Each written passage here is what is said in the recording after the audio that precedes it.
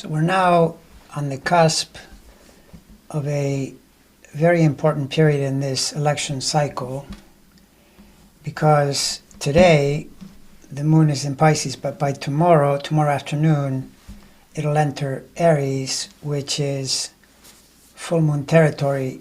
There will be a full moon, precisely speaking, on Thursday in the 24-degree range of Libra Aries. But by tomorrow afternoon, it enters Aries, and so Tuesday, Wednesday, Thursday, to some extent Friday, become full moon days. And the reason it's important is because it's affecting both candidates in a very significant way. In the case of Kamala, turns out that she was actually born on a very similar full moon to this one. She was born with the sun in Libra, the moon in Aries, and in degrees that are just a little forward of this. So this full moon really triggers that part of her chart. It signifies an important turning point.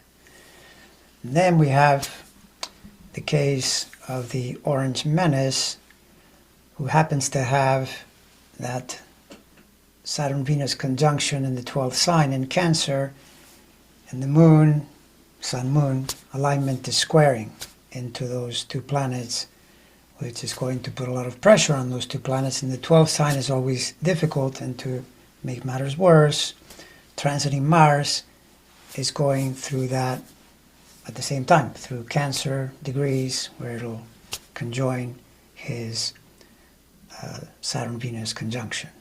And this happens during the full moon period and into the following week as well. It's astrological territory that is liable to be very difficult for the disgraceful ex-president, because, first of all, the full moon alone would put a lot of pressure on those planets and tend to correlate with difficult events, potential October surprises, changes in momentum. But when you add Mars, you add even more energy, and of course you guarantee that he's going to be screaming and raging even more than normal, if that's possible at all.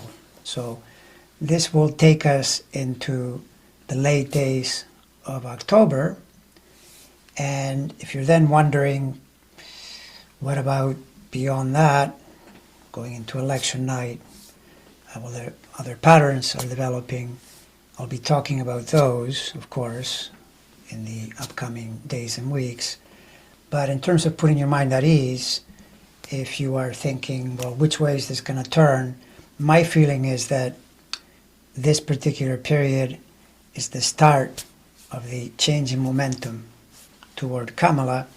And something that I notice that is very interesting, since it's a lunar factor, full moon is a lunar factor as well. Sun opposite moon, that's how you get a full moon.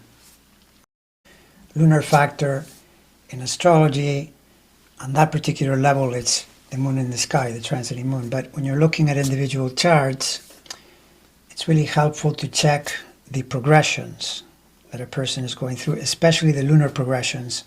They're the ones that are moving most quickly and showing you the changing landscape in terms of the person's emotions, how they're feeling.